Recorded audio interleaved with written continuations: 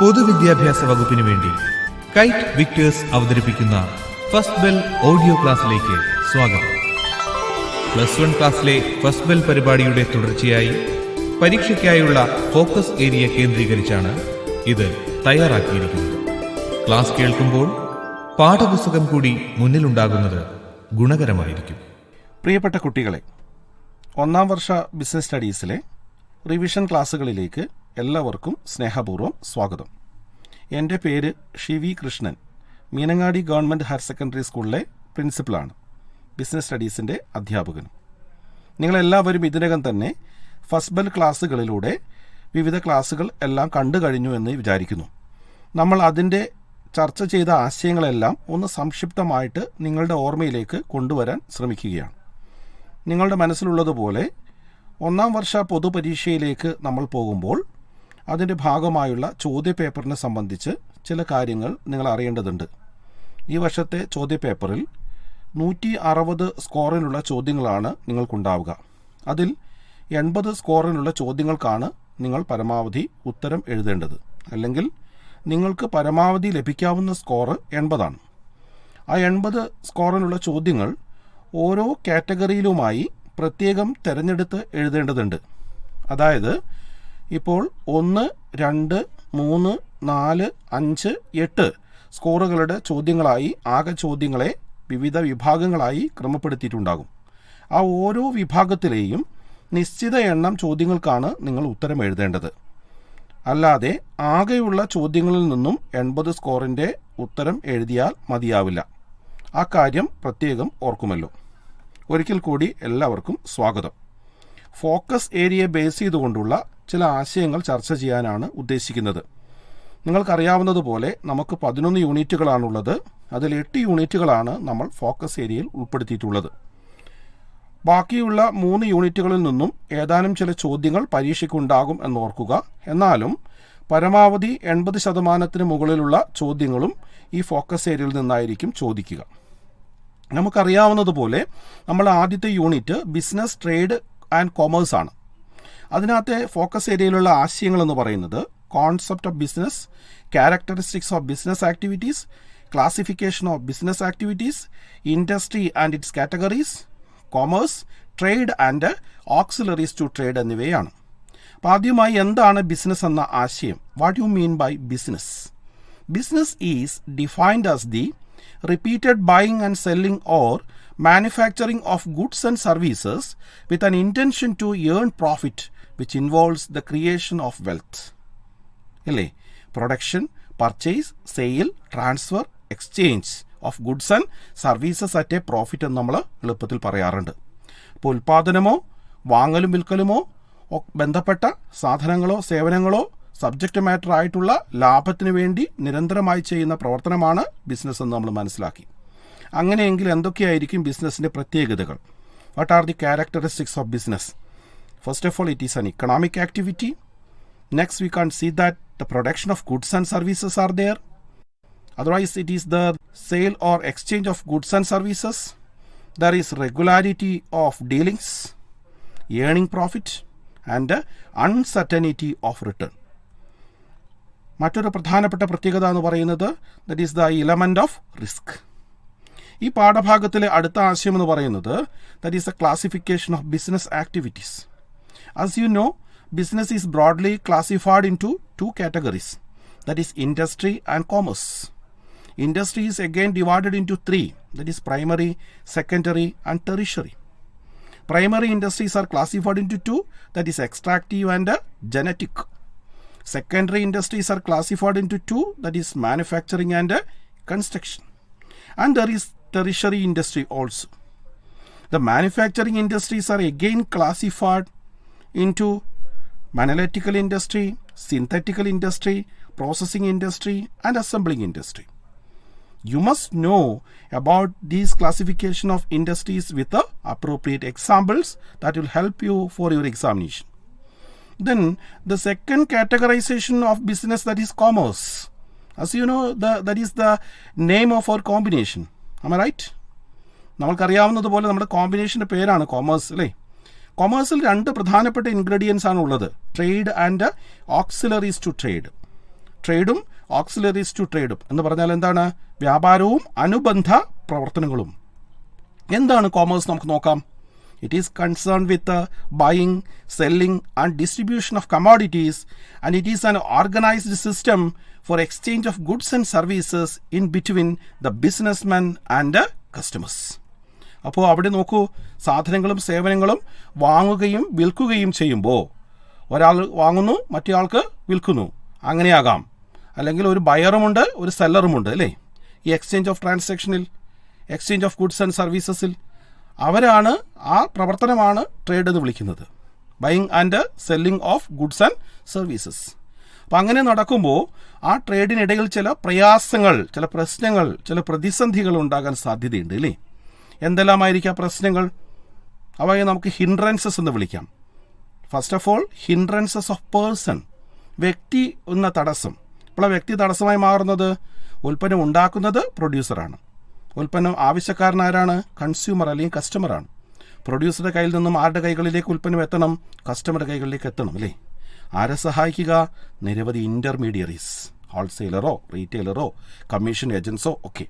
അവരെ മൊത്തത്തിൽ നമുക്ക് എന്ത് വിളിക്കാം? ട്രേഡർ എന്ന് വിളിക്കാം. അപ്പോൾ ഹിൻഡ്രൻസ് ഓഫ് പേഴ്സൺ എന്ന പ്രശ്നത്തെ ആര് പരിഹരിക്കുന്നു? ട്രേഡർ പരിഹരിക്കുന്നു. The removal of hindrances of person can be possible through traders. The next hindrance, that is hindrance of place, സ്ഥലം എന്ന തടസ്സം. സ്ഥലം എങ്ങനെയാണ് തടസ്സമാകുന്നത്? ഉൽപ്പന്നം ഉണ്ടാക്കുന്നത് ഒരു സ്ഥലത്താണ്, കൺസ്യൂമേഴ്സ് ഉള്ളത് മറ്റൊരു സ്ഥലത്താണ്. ഉണ്ടാക്കുന്ന ഉൽപ്പന്നങ്ങൾ ഉണ്ടാക്കുന്ന സ്ഥലത്തു നിന്നും കൺസ്യൂമർ ഉള്ള സ്ഥലത്തേക്ക് എത്തണം.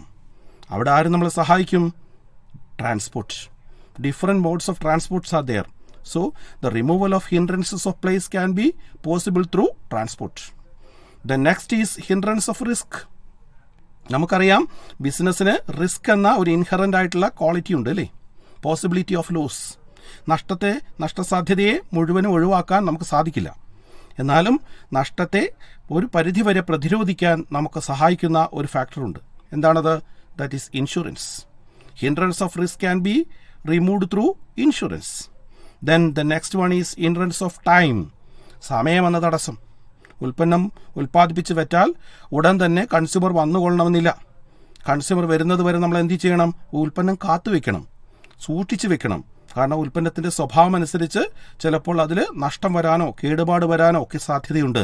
അപ്പം അത് കൃത്യമായിട്ട് സൂക്ഷിച്ചു വെക്കണം. അപ്പോൾ സമയം ഒരു തടസ്സമായി വരും അല്ലേ? ആര് സഹായിക്കും? That is warehousing. So the removal of hindrance of time can be possible through warehousing. The next one is hindrance of knowledge, അറിവെന്ന തടസ്സം. എന്താ അറിവെന്ന തടസ്സം എന്ന് ഉദ്ദേശിക്കുന്നത്? ഉൽപ്പന്നത്തെക്കുറിച്ചുള്ള അറിവാണ്. ആരാ അറിയേണ്ടത്? കൺസ്യൂമേഴ്സ്. കൺസ്യൂമേഴ്സ് അറിഞ്ഞാൽ മാത്രമേ ഉൽപ്പന്നം വാങ്ങൂ. അപ്പോൾ കൺസ്യൂമേഴ്സിന് ഉൽപ്പന്നങ്ങളെക്കുറിച്ചുള്ള വിവരങ്ങൾ നൽകണം. എങ്ങനെ സാധിക്കുക? It is through advertising and communication. So the removal of hindrances of knowledge can be possible through advertisement and communication. Then the next one is hindrance of finance. As you know, finance is the lifeblood of business, without which there is no life for business. ബിസിനസ്സിൻ്റെ ജീവരക്തമാണ് പണം എന്ന് പറയുന്നത്, മൂലധനം എന്ന് പറയുന്നത്. എത്ര പണമുണ്ടോ അത്രയും നന്നായി ബിസിനസ് നടത്താം. പണം കുറവാണെങ്കിലോ ബിസിനസ് മോശമായിരിക്കും. ബിസിനസ്സിൻ്റെ കയ്യിൽ ഇഷ്ടംപോലെ പണമുണ്ടോ? ഇല്ല. ആര് സഹായിക്കും? Banking. So the hindrance of finance can be removed through banking. അപ്പോൾ നോക്കൂ, 6 പ്രധാനപ്പെട്ട തടസ്സങ്ങൾ. ഈ തടസ്സങ്ങളെ ഇല്ലാതാക്കുന്ന പ്രക്രിയകൾ, ഈ തടസ്സങ്ങളെ ഇല്ലാതാക്കുന്ന സഹായക പ്രവർത്തനങ്ങൾ, ഈ ധർമ്മമല്ലേ കോമേഴ്സ് നിർവഹിക്കുന്നത്? അപ്പോൾ ഫങ്ഷൻസ് ഓഫ് കോമേഴ്സ് ഏതൊക്കെയാണെന്ന് ചോദിച്ചാൽ ഈ 6 നമുക്ക് പറയാൻ വേണ്ടി സാധിക്കും. ഇങ്ങനെ ട്രേഡിനെ സഹായിക്കുന്ന ഈ പ്രവർത്തനങ്ങളെല്ലാം നമുക്ക് ചേർത്ത് ഓക്സിലറീസ് ടു ട്രേഡ് എന്ന് പറയാറുണ്ട്. ഇത്തരം ആശയങ്ങളാണ് ഒന്നാമത്തെ പാഠഭാഗത്തിൽ ചർച്ച ചെയ്യുന്നത്. ഈ പാഠഭാഗത്തിൽ ബിസിനസ് എന്ന ആശയവും അതിൻ്റെ ഫീച്ചേഴ്സ്, അതേപോലെ തന്നെ ഇൻഡസ്ട്രി അതിൻ്റെ classification, commerce and functions, auxiliaries to trade, ഈ മേഖലകളുമായി ബന്ധിപ്പിച്ചുകൊണ്ടുള്ള ചോദ്യങ്ങളാണ് പരീക്ഷയ്ക്ക് ചോദിക്കാൻ സാധ്യതയുള്ളത്. ഇനിയും നമ്മുടെ രണ്ടാമത്തെ യൂണിറ്റ് എന്ന് പറയുന്നത് ഫോംസ് ഓഫ് ബിസിനസ് ഓർഗനൈസേഷനാണ്. അതിനെപ്പറ്റി പറയുന്നതിന് മുമ്പ് ഒരു കാര്യം നിങ്ങൾ ഓർക്കേണ്ടതുണ്ട്. നമ്മളുടെ ചിന്തയിൽ 2 തരത്തിലുള്ള ബിസിനസ് തരങ്ങളുണ്ട് എന്ന് മനസ്സിലാക്കണം. ഉടമസ്ഥതയുടെ അടിസ്ഥാനത്തിൽ നമുക്ക് ബിസിനസ്സിനെ 2ആയി തരംതിരിക്കാം. പബ്ലിക് സെക്ടർ എന്നും പ്രൈവറ്റ് സെക്ടർ എന്നും, പൊതുമേഖല എന്നും സ്വകാര്യ മേഖല എന്നും. സർക്കാരിൻ്റെ അധീനതയിലുള്ള ഉടമസ്ഥതയിലുള്ള സ്ഥാപനങ്ങളാണ് പൊതുമേഖലാ സ്ഥാപനങ്ങൾ. അതേസമയം സ്വകാര്യ വ്യക്തികളുടെ ഒറ്റയ്ക്കോ കൂട്ടായോ ഉള്ള ഉടമസ്ഥതയിലുള്ള സ്ഥാപനങ്ങളാണ് സ്വകാര്യ സ്ഥാപനങ്ങൾ. ഇത്തരത്തിലുള്ള പ്രൈവറ്റ് സെക്ടറിലുള്ള വിവിധ ബിസിനസ് സ്ഥാപനങ്ങളുടെ വിവിധ രൂപങ്ങളെക്കുറിച്ചാണ് രണ്ടാമത്തെ യൂണിറ്റ് നമ്മൾ ചർച്ച ചെയ്യുന്നത്. എന്തൊക്കെ ആശയങ്ങളാണ് ഫോക്കസ് ഏരിയയിൽ ഉൾപ്പെടുത്തിയിട്ടുള്ളത് നോക്കാം. Sole proprietorship, features, merits and demerits. Partnership, features. Partnership deed and its contents. Cooperative societies, features. Joint stock company, features. Public company and private company. ഇത്തരം ആശയങ്ങളാണ് ഈ യൂണിറ്റിൽ ചർച്ച ചെയ്യുന്നത്. ആദ്യമായി തീർച്ചയായും ഏറ്റവും ജനകീയമായ, ഏറ്റവും സാർവത്രികമായ ബിസിനസിന്റെ രൂപം, that is sole proprietorship. What is sole proprietorship? It is a one-man business as he invites the entire capital, bears all the risks, take all the advantages and manages the business by himself. It is also called individual ownership. ഒരാളുടെ ഉടമസ്ഥതയിലുള്ള, അയാൾ മാത്രം capital കൊണ്ടുവരുന്ന, അയാൾ മാത്രം risk bear ചെയ്യുന്ന, അയാൾ മാത്രം ലാഭവും നഷ്ടവും പങ്കുവയ്ക്കുന്ന ബിസിനസ് സ്ഥാപനത്തെയാണ് നമ്മൾ സോൾ പ്രൊപ്രൈറ്റർഷിപ്പ് ബിസിനസ് അല്ലെങ്കിൽ വൺ-man ബിസിനസ് എന്ന് വിളിക്കുന്നത്. എന്തൊക്കെ ഇതിൻ്റെ പ്രത്യേകതകൾ, എന്തൊക്കെയായിരിക്കും ഇതിൻ്റെ features? Formation and closure is easy. തുടക്കവും ഒടുക്കവും എളുപ്പമാണ്, കാരണം അയാൾ മാത്രം അറിഞ്ഞാൽ മതി, നിയമപരമായ പ്രശ്നങ്ങളൊന്നുമില്ല. ദെൻ അൺലിമിറ്റഡ് ലയബിലിറ്റി, എന്താണ് പറയുന്നത്? ബാധ്യത അപരിമിതമാണ്. ഇത്ര മാത്രമേ ബാധ്യത ഉണ്ടാവുകയുള്ളൂ എന്ന് പറയാൻ പറ്റുമോ? ഇല്ല. ബിസിനസ്സിൽ എത്ര ബാധ്യതയുണ്ടെങ്കിലും അത് ബിസിനസ്സുകാരനെ ഏറ്റെടുക്കേണ്ടി വരും. Sole risk bearer and profit recipient. Risk മുഴുവൻ ഒറ്റയ്ക്ക് സഹിക്കണം, കാരണം ഒരാളെ ഉടമസ്ഥനായിട്ടുള്ളൂ. അതോടൊപ്പം ലാഭം എത്രയുണ്ടോ സ്വന്തമായിട്ട് എടുക്കുകയും ചെയ്യാം, ആർക്കും കൊടുക്കുകയും വേണ്ട. Control. Ultimately, the control of the business is vested in the hands of sole proprietor because he is a single owner. Then no separate entity. സ്വന്തമായി നിലനിൽപ്പില്ല ബിസിനസ്സിനെന്നാണ് പറയുന്നത്. എന്താ കാരണം? സോൾ പ്രൊപ്രൈറ്ററെ ആശ്രയിച്ച് മാത്രമാണ് ബിസിനസ് നിലനിൽപ്പ്. സോൾ പ്രൊപ്രൈറ്റർ ഇല്ലെങ്കിൽ ബിസിനസ്സും ഇല്ല, മറ്റൊരാളില്ല ആശ്രയിക്കാൻ. സോ അതുകൊണ്ട് no separate entity. Lack of continuity, തുടർച്ചയില്ല. എന്താ തുടർച്ചയില്ല എന്ന് പറയാൻ കാരണം? പലപ്പോഴും ബിസിനസ്സുകാരനെ ആശ്രയിച്ച് മാത്രം നിലകൊള്ളുന്നത് കൊണ്ട് അദ്ദേഹത്തിൻ്റെ നിലനിൽപ്പാണ് ബിസിനസ് നിലനിൽപ്പ് എന്ന് പറയുന്നത്. മറ്റ് ഫോം ഓഫ് ബിസിനസ് ഓർഗനൈസേഷനുമായി താരതമ്യം ചെയ്യുമ്പോൾ താരതമ്യേന ജീവൻ ആയുസ് കുറവായിരിക്കും ഇത്തരം ബിസിനസ്സുകൾക്ക് എന്നാണ് പറയാറുള്ളത്. ഇതിനോടൊപ്പം തന്നെ ഇതിൻ്റെ മെറിറ്റ്സും ലിമിറ്റേഷനും കൂടി നിങ്ങൾ അതിലൂടെ കൂടി കടന്നു പോകണം. ഇപ്പോൾ നിങ്ങൾ കേട്ടുകൊണ്ടിരിക്കുന്നത് ഫോക്കസ് ഏരിയ അധികരിച്ചുള്ള കൈറ്റ് വിക്ടേഴ്സ് തയ്യാറാക്കിയ ഫസ്റ്റ് ബെൽ ഓഡിയോ ക്ലാസ്. ഈ രണ്ടാമത്തെ ബിസിനസ്സിന്റെ രൂപം പാർട്ട്ണർഷിപ്പാണ്, അഥവാ പങ്കാളിത്ത ബിസിനസ് എന്ന് പറയാം. എന്താണ് partnership? It is the relation between persons who have agreed to share the profits of a business carried on by all or any of them acting for all. രണ്ടോ അതിൽ കൂടുതലോ ആളുകൾ കൂടിച്ചേർന്നുകൊണ്ട് പൊതുവായൊരു ബിസിനസ് നടത്തുകയും പരസ്പരം ഏജൻസായി പ്രവർത്തിക്കുകയും അതിൻ്റെ ഭാഗമായി ഉണ്ടാവുന്ന ലാഭമോ നഷ്ടമോ പങ്കുവെക്കുകയും ചെയ്യുന്ന സംരംഭമാണ് എന്തെന്ന് പറയുന്നത് പങ്കാളിത്ത ബിസിനസ് എന്ന് പറയുന്നത്. എന്തെല്ലാമായിരിക്കും പ്രത്യേകതകൾ? Formation is based on an agreement. ഒരു കരാറിൻ്റെ അടിസ്ഥാനത്തിലുള്ളതായിരിക്കും. ഇല്ലെങ്കിൽ പലപ്പോഴും എന്തുണ്ടാവും? തർക്കങ്ങൾ ഉണ്ടാകാനുള്ള സാധ്യതയുണ്ട്. തർക്കങ്ങൾ ഒഴിവാക്കാൻ വേണ്ടി എന്ത് ചെയ്യും? ഒരു എഗ്രിമെൻറ്റ് നിർബന്ധമായിട്ടും ഉണ്ടാകണം. അത് എഴുതപ്പെട്ടതാകാം, വാക്കാലുള്ള കരാറാകാം. Liability of each partner is unlimited. Sole പ്രൊപ്രൈറ്റർഷിപ്പിൽ പറഞ്ഞതുപോലെ ഇവിടെയും ബാധ്യത എന്താണ്? അൺലിമിറ്റഡ് ആണ്. The risk of loss is shared by the partners. എന്ത് നഷ്ടം വന്നാലും പങ്കുവെക്കണം. നഷ്ടവും ലാഭവും പങ്കുവെക്കുക എന്നുള്ളതാണ് പാർട്ട്ണർഷിപ്പിൻ്റെ ഏറ്റവും പ്രധാനപ്പെട്ട പ്രത്യേകതകൾ. Decisions on mutual consent.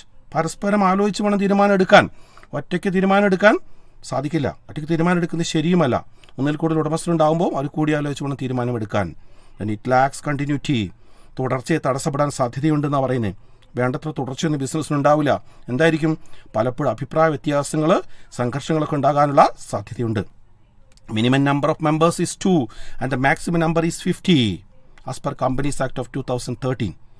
Companies act 2013 അനുസരിച്ച് മിനിമം 2 ആളുകളാണ് വേണ്ടത്. മാക്സിമം ആളുകൾ 50 എന്നാണ് നിലവിലുള്ള രീതി അനുസരിച്ച്. പക്ഷേ കമ്പനീസ് ആക്ട് 2013 പറയുന്നത് പരമാവധി 100 വരെ ആകാമെന്ന് പറയുന്നുണ്ട്. പക്ഷെ നമ്മുടെ നാട്ടിലത് ഇതുവരെ നടപ്പിലായില്ല.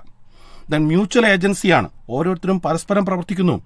ഒരാൾ മറ്റൊരാൾക്ക് വേണ്ടി പ്രവർത്തിക്കുന്നു, അയാൾക്ക് വേണ്ടിയും പ്രവർത്തിക്കുന്നു. ഒരേ സമയം ഒരു പാർട്ട്ണർ പ്രിൻസിപ്പളുമാണ്, ഏജൻറ്റുമാണ്. ഇനി രണ്ടാമത്തെ കാര്യം ഇതിൽ ചർച്ച ചെയ്യാനുള്ളത് പാർട്ട്ണർഷിപ്പ് ഡീഡാണ്. എന്താ പാർട്ട്ണർഷിപ്പ് ഡീഡ് എന്ന് പറഞ്ഞാൽ? I have already told you partnership is based on an agreement. That agreement may be either oral or written. The written agreement of partnership is called partnership deed. എന്തൊക്കെയായിരിക്കും partnership ഡീഡിൽ ഉണ്ടാവുക? The name of firm, nature of business, location of business, duration of business, investment made by each partner, distribution of profits and losses, duties and obligations of partners, salaries and withdrawals of partners, terms governing admission, retirement and expulsion of a partner, interest on capital, interest on drawings, procedure for dissolution of the firm, preparation of accounts and their auditing, method of solving disputes, etc., etc. All the things that are relation in between the partners are to be included in the partnership deed. അവർ തമ്മിലുള്ള എല്ലാ ധാരണകളും ഇതിലുണ്ടാവണം, partnership ഡീഡിൽ ഉണ്ടാവണം. Okay, ഇപ്പോൾ 2 തരത്തിലുള്ള business രൂപങ്ങൾ നമ്മൾ കണ്ടു കഴിഞ്ഞു, സോൾ പ്രൊപ്പറേറ്റർഷിപ്പും പാർട്ട്ണർഷിപ്പും. മൂന്നാമത് ഒരുപക്ഷെ നമ്മുടെ നാട്ടിലെ ഏറ്റവും ജനകീയമായ രൂപം ഏതാണ്? Cooperative societies. കേരളത്തിൽ പ്രത്യേകിച്ച് അല്ലേ, സഹകരണ സംഘങ്ങളുടെ നാടാണ് കേരളം. കോഓപ്പറേറ്റീവ് സൊസൈറ്റീസ് എന്താ പ്രത്യേകത? എന്താ ഒരു കോഓപ്പറേറ്റീവ് സൊസൈറ്റി എന്ന് വെച്ചാൽ voluntary association of persons constituted for the purpose of protecting their economic and social interest. ഒരു ഗ്രൂപ്പിൻ്റെ സാമ്പത്തിക സാമൂഹിക താല്പര്യങ്ങൾ സംരക്ഷിക്കുന്നതിന് വേണ്ടി രൂപീകരിച്ചിട്ടുള്ള ബിസിനസ് സംരംഭമാണ് എന്തെന്ന് പറയുന്നത് കോഓപ്പറേറ്റീവ് സൊസൈറ്റി എന്ന് പറയുന്നത്. അങ്ങനെയെങ്കിൽ എന്തൊക്കെയായിരിക്കും അതിൻ്റെ പ്രത്യേകത? ഒന്ന്, വോളണ്ടറി മെമ്പർഷിപ്പ്. ആർക്കും സ്വമേധയാൽ ഇതിന് മെമ്പർഷിപ്പിൽ കടന്നു വരാം, ഒരു തരത്തിലുള്ള കമ്പൽഷനുമില്ല. ദെൻ ലീഗൽ സ്റ്റാറ്റസ്, നിയമപരമായി രജിസ്റ്റർ ചെയ്യപ്പെട്ട സ്ഥാപനമാണ്. കോഓപ്പറേറ്റീവ് സൊസൈറ്റീസ് ആക്ട് അനുസരിച്ച് കോഓപ്പറേറ്റീവ് സൊസൈറ്റികൾ എന്ത് ചെയ്യേണ്ടതുണ്ട്? രജിസ്റ്റർ ചെയ്യപ്പെടേണ്ടതുണ്ട്. നിയമപരമായ സ്റ്റാറ്റസ് ഉണ്ട്. ലിമിറ്റഡ് ലയബിലിറ്റി, മെമ്പേഴ്സിൻ്റെ ലയബിലിറ്റി ലിമിറ്റഡ് ആണ്. എത്രയാണോ അവരുടെ കോൺട്രിബ്യൂഷൻ, യഥാർത്ഥത്തിൽ അവർ എത്ര എമൗണ്ട് ആണോ ബിസിനസ്സിലേക്ക് കൊണ്ടുവന്നിട്ടുള്ളത് അത്രമാത്രമാണ് അവരുടെ ബാധ്യത. അതിനപ്പുറത്തേക്ക് അവർക്ക് ബാധ്യതയില്ല. Control in the hands of board of directors. ഇതിൻ്റെ ഭരണപരമായ കാര്യങ്ങൾ നിർവഹിക്കുന്നത് ആരാണ്? ബോർഡ് ഓഫ് ഡയറക്ടേഴ്സാണ്. ആരാ ബോർഡ് ഓഫ് ഡയറക്ടേഴ്സ് എന്ന് പറഞ്ഞാൽ? ഇതിന് മെമ്പർമാർക്കിടയിൽ നിന്ന് ജനാധിപത്യപരമായി തിരഞ്ഞെടുക്കപ്പെടുന്ന ആളുകളാണ് ബോർഡ് ഓഫ് ഡയറക്ടേഴ്സ് എന്ന് പറയുന്നത്. ഇനി ഏറ്റവും പ്രധാനപ്പെട്ട പ്രത്യേകത എന്താണെന്നറിയോ? സർവീസ് മോട്ടീവാണ്. സേവനമാണ് ലക്ഷ്യം, ലാഭമല്ല. ലാഭമുണ്ടാകുന്നുണ്ട് തീർച്ചയായും, ബിസിനസ് സ്ഥാപനമായതുകൊണ്ട് നോമിനലായി ലാഭം ഉണ്ടാകുന്നുണ്ട്. പക്ഷെ ലാഭമുണ്ടാകലല്ല ലക്ഷ്യം. പിന്നെന്താണ്? സേവനം പ്രൊവൈഡ് ചെയ്യുക എന്നുള്ളതാണ്. ആർക്കാ സേവനം പ്രൊവൈഡ് ചെയ്യേണ്ടത്? ഈ ഗ്രൂപ്പിലുള്ള ആളുകൾക്ക്, ഈ സഹകരണ സംഘത്തിലുള്ള ആളുകൾക്ക്. അപ്പോൾ കോഓപ്പറേറ്റീവ് ഓർഗനൈസേഷൻ്റെ ലക്ഷ്യം എന്ന് പറയുന്നത് സർവീസ് മോട്ടീവാണ്. മറ്റൊരു ബിസിനസ് രൂപം കൂടി നമുക്ക് നോക്കാം, that is joint stock company. ഒരു പക്ഷേ ഏറ്റവും കൂടുതൽ പോപ്പുലർ ആയിട്ടുള്ള ബിസിനസ് രൂപമാണ് ജോയിന്റ് സ്റ്റോക്ക് കമ്പനി അല്ലേ. നമുക്ക് ഒരുപാട് വലിയ ക്യാപിറ്റൽ ഇൻവെസ്റ്റ്മെൻറ്റ് ആവശ്യമുള്ള വലിയ വലുപ്പമുള്ള ബിസിനസ് രൂപമായിട്ടാണ് ജോയിന്റ് സ്റ്റോക്ക് കമ്പനിയെ കാണാൻ വേണ്ടി സാധിക്കുക. എന്താണ് ജോയിന്റ് സ്റ്റോക്ക് കമ്പനി? അതിൻ്റെ നിർവചനം എന്താണെന്ന് നമുക്ക് നോക്കാം. A company is a voluntary association of persons having separate legal existence, perpetual succession and a common seal, according to the Companies Act of 2013. 2013 companies act അനുസരിച്ച് ഒരു ജോയിന്റ് സ്റ്റോക്ക് കമ്പനി എന്ന് പറയുന്നത് ഒരു വോളണ്ടറി അസോസിയേഷനാണ്. സ്വന്തമായ നിലനിൽപ്പുണ്ട്, നിരന്തരമായ തുടർച്ചയുണ്ട്, ഒഫീഷ്യൽ സിഗ്നേച്ചറായ കോമൺ സീലുണ്ട്, ഒരു artificial പേഴ്സണാണ് created by law. അങ്ങനെയെങ്കിൽ ഒരു വലിയ ബിസിനസ് രൂപമാണ് ജോയിന്റ് സ്റ്റോക്ക് കമ്പനി എന്ന് മനസ്സിലാക്കാൻ വേണ്ടി സാധിക്കും. നിരവധിയായ ഉടമസ്ഥരുള്ള വലിയ ബിസിനസ് രൂപമായ ജോയിന്റ് സ്റ്റോക്ക് കമ്പനി. എന്തെല്ലാമായിരിക്കും ജോയിന്റ് സ്റ്റോക്ക് കമ്പനിയുടെ features? What are the features of a joint stock company? First of all, we want to see that it's an artificial person. A company is created by law and exists independent of its members, and it can own properties, borrow funds, enter into contracts in its own name, but it is not a natural person. നിയമം സൃഷ്ടിച്ചൊരു വ്യക്തിയാണ്. ഒരു സാധാരണ ഒരു വ്യക്തിക്ക് എന്തെല്ലാം അവകാശ അധികാരങ്ങളുണ്ടോ അതെല്ലാം ആർക്കുമുണ്ട്? ജോയിന്റ് സ്റ്റോക്ക് കമ്പനിക്കുമുണ്ട്. The second one, that is separate legal entity. As the company is a registered body, it is treated as a legal person, and its assets and liabilities are separate from those of its owners. ഉടമസ്ഥരിൽ നിന്നും വേറിട്ടുകൊണ്ട് നിലനിൽപ്പുണ്ട്. കാരണം register ചെയ്യപ്പെട്ട സ്ഥാപനമാണ്, നിയമപരമായ സാധുതയുള്ള സ്ഥാപനമാണ്, അതിന് വേറിട്ടുകൊണ്ട് തന്നെ നിലനിൽപ്പുണ്ട്. Formation, എങ്ങനെയാണ് ഇതിൻ്റെ രൂപീകരണം? Formation of a company is a time-consuming and expensive process that involves the preparation of several documents, and the registration is compulsory under the Companies Act of 2013 or any other previous company laws. Registration നിരവധിയായ പ്രൊസീജിയറുണ്ട്. ഒരു company രൂപീകരണം എന്ന് പറയുന്നത് soul proprietorship പോലെയോ partnership പോലെയോ എളുപ്പമല്ല, time consuming ആണ്, expensive ആയിട്ടുള്ള പ്രോസസ്സാണ്. ദെൻ പെർപെക്ച്വൽ സക്സഷൻ, തുടർച്ചയായ നിലനിൽപ്പ്, നിരന്തരമായ നിലനിൽപ്പ് എന്നൊക്കെ നമുക്ക് പറയാം. Continuous existence. A company is created by law, and hence only the law can bring an end into its existence. Death, insanity, insolvency or lunacy of members does not affect the life of the company. നിരവധിയായിട്ടുള്ള ഉടമസ്ഥരുണ്ട്. അവർ വരികയും പോവുകയൊക്കെ ചെയ്യും. Share holders മാറുകയും പുതിയ share holders വരികയും ചെയ്യും. അത് കമ്പനിയുടെ നിലനിൽപ്പിനെ ബാധിക്കുന്നില്ല. കാരണം നിയമപരമായി സൃഷ്ടിക്കപ്പെട്ട വ്യക്തിയാണ്. കൺട്രോൾ, ആരാണ് കമ്പനിയുടെ നിയന്ത്രണം നിർവഹിക്കുന്നത്? The owners of a company are the members or shareholders, whereas the management and control is vested in the hands of directors elected by the members. മുമ്പ് സൂചിപ്പിച്ചതുപോലെ നിരവധിയായ മെമ്പേഴ്സ് ഉള്ളതുകൊണ്ട്, നിരവധിയായ ഉടമസ്ഥരുള്ളതുകൊണ്ട് അവരിൽ നിന്നും തിരഞ്ഞെടുക്കപ്പെട്ട ആളുകളാണ് ഭരണപരമായ കാര്യങ്ങളൊക്കെ നിർവഹിക്കുന്നത്. ദെൻ ലയബിലിറ്റി, ബാധ്യത എങ്ങനെയാണെന്ന് നോക്കാം. The liability of members is limited to the extent of their capital contribution only. അപ്പോൾ എന്താണ്? ലിമിറ്റഡ് ലയബിലിറ്റിയാണ്. മെമ്പറെ സംബന്ധിച്ചിടത്തോളം അയാൾ എത്ര പൈസ ബിസിനസ്സിൽ കൊണ്ടുവന്നിട്ടുണ്ടോ അത്ര മാത്രമേ അയാളുടെ ലയബിലിറ്റി ഉള്ളൂ. The members can be asked to contribute to the loss only if any unpaid amount on shares held by them. Then common seal. The common seal is the official signature of a joint stock company. Joint stock company ഒരു artificial പേഴ്സണാണ് നമ്മൾ പറഞ്ഞു അല്ലേ. അപ്പോൾ ഒരു സാധാരണ വ്യക്തിക്കുള്ള എല്ലാ അവകാശങ്ങളും അധികാരങ്ങളും ഉണ്ട്. But they can't sign. ഒപ്പിടാൻ പറ്റുമോ? പറ്റൂല. കാരണം ആർട്ടിഫിഷ്യൽ പേഴ്സൺ ആണ്, നാച്ചുറൽ പേഴ്സൺ അല്ല. അപ്പോൾ ഒരു കമ്പനിയുടെ ഒഫീഷ്യൽ സിഗ്നേച്ചറിന് പകരമുള്ളതാണ് എന്തെന്ന് പറയുന്നത്? കോമൺ സീൽ എന്ന് പറയുന്നത്. A company may or may not have a common seal as it an artificial person. It cannot sign documents. Therefore, a common seal is used for its signature. Then risk bearing. The risk of loss in a company is borne all the shareholders so that it will not become a heavy burden to them. ഇപ്പോൾ എന്ത് risk ഉണ്ടെങ്കിലും നിരവധിയായിട്ടുള്ള അംഗങ്ങളുണ്ട്, അവരെല്ലാവരുമാണ് എന്ത് ചെയ്യുന്നത്? ഇത് പങ്കുവയ്ക്കുന്നത്. അപ്പോൾ ഇനിയും നമുക്ക് പരിശോധിക്കാനുള്ളത് 2 തരത്തിലുള്ള പ്രധാനപ്പെട്ട കമ്പനികളുണ്ട് എന്നുള്ളതാണ്. Private company and public company. 2013 companies act പ്രകാരം മറ്റൊരു കമ്പനിയെ കൂടി പറയുന്നുണ്ട്, 1 person കമ്പനി. നമ്മളെ സംബന്ധിച്ചിടത്തോളം പ്രധാന ചർച്ചാ വിഷയം എന്ന് പറയുന്നത് പ്രൈവറ്റ് കമ്പനിയും പബ്ലിക് കമ്പനിയുമാണ്. എന്താണ് പ്രൈവറ്റ് കമ്പനി അഥവാ സ്വകാര്യ company? A private company is defined as a company by its articles of association restricts the right to transfer the shares, has a minimum of 2 and maximum of 200 members, excluding the present and past employees, does not invite public to subscribe to its securities, and it is necessary to use the word private limited after its name.